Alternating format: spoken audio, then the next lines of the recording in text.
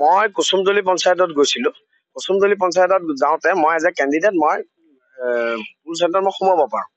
মোক কংগ্ৰেছৰ দুজন সদস্য, এজন হাৰুণ ৰছিদ আৰু এটা চেণ্টাৰত কিবা আহমেদ বুলি, সিহঁতে মোক কোৱেশ্যন কৰিছে মানে মোক হাৰুণ ৰছিদে মোক এটেক কৰিবলৈ আহিছে।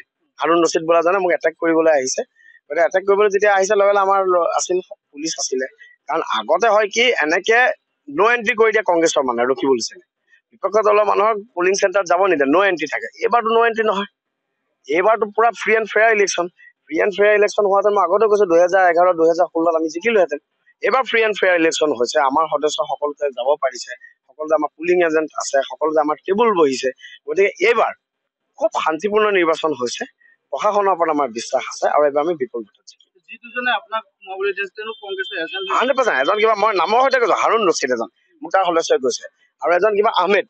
তেওঁ মোক পুলিং চেণ্টাৰ মই যেতিয়া সোমাইছো প্ৰিজাইডিং অফিচাৰৰ সন্মুখতে মোক কোৱেশ্যন কৰিছে এওঁ কেনেকে সোমাব বুলি কৈ মোলৈ চোঁচা মাৰি আছে। মোলৈ চোঁচা মাৰি আহোঁতে মই হাতখন মানে অলপ হেৰি কৰিব লগা হৈছে। আৰক্ষী আছিল। এজনকতো ধৰিছে বুলি শুনিছো, আন এজনৰ এগেইনষ্টত আমি কৰিছো।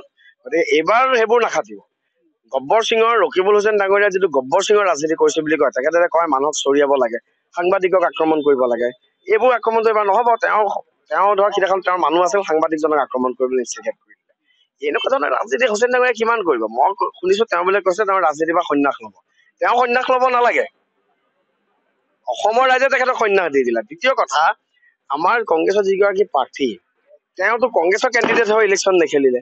তেওঁ গোটেই হেৰিটোত আপোনালোকে নিজে দেখিছে, তেখেতে ৰকিবুল হুছেইন ডাঙৰীয়াৰ পুত্ৰ হৈ পেলাইহে ইলেকশ্যন খেলিলে। ৰাইজে এইবোৰ বিচাৰ কৰিছে নহয়। গতিকে খুব পজিটিভ, মই নিজে খুব উৎসাহিত কৰিছো। মই সমগ্ৰ ৰাইজৰ চৰণত মই মোক কোটি কোটি প্ৰণাম জনাইছো। এয়া হৈছে গণতন্ত্ৰৰ জাত। গণতন্ত্ৰত ৰাইজে ৰজা আজি প্ৰমাণ কৰিছে। এইটো কংগ্ৰেছে কৰিছে বুলি মই সুধিলো।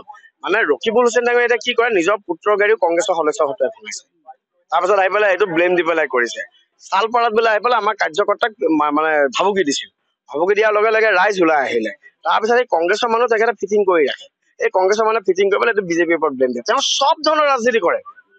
ৰাজনীতিক হিংসা কেনেকে প্ৰয়োগ কৰিব লাগে সেইটোত তেখেত মাষ্টাৰ ডিগ্ৰী আছে, তেখেতৰ PhD আছে।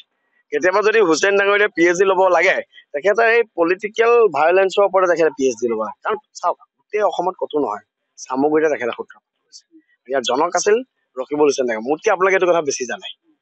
ৰাজনীতিত হিংসা কোনে প্ৰয়োগ কৰে, বিপুৰঞ্জন শৰ্মাতকে আমাৰ সন্মানীয় সংবাদ মাধ্যমৰ প্ৰতিনিধিয়ে বেছিকে জানে। তেখেতৰ ট্ৰেক ৰেকৰ্ড আছে। গতিকে এইবোৰ এতিয়া চকু পানী টুকি তেখেতৰ লাভ নাই। তেখেতক ৰাইজে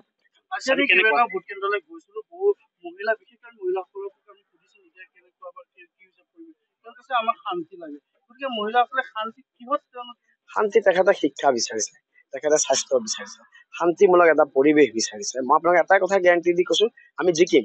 আমি জিকাৰ পিছতো কিন্তু কংগ্ৰেছৰ এজনো সদস্যৰ ওপৰতো আমি হেৰি কৰিব লাগিব। আমি যিদিনাখনৰ পৰা জিকিম, সেইদিনাখনৰ পৰা চামগুৰি 1,80,000 মানুহক লৈ পেলাই আমি ৰাজনীতি কৰিম। সকলো আমাৰ কাৰণে সমান। তেওঁতো এইটো নহয়, সেইকাৰণে ৰাইজে সেইটো বিচাৰিছে। কংগ্ৰেছ দলৰ মেক্সিমাম মানুহে এবাৰ আমাক ভোট দিছে, আপুনি নিশ্চিন্ত থাকক। কংগ্ৰেছ দলৰ মেক্সিমাম মানুহে আমাক ভোট দিছে। খুব ভাল। মোতকে আপোনালোকে নিজে ঘূৰিছে। আপোনালোকে আগতে আপোনালোকে 21ত কভাৰেজ কৰিছে, 19ত কভাৰেজ, 16ত কভাৰেজ কৰিছে। আপোনালোকে নিজে জানো দেখা নাই পৰিৱেশৰ ভিন্নতা। ৰাইজৰ আশীৰ্বাদ আমাৰ লগত আছে।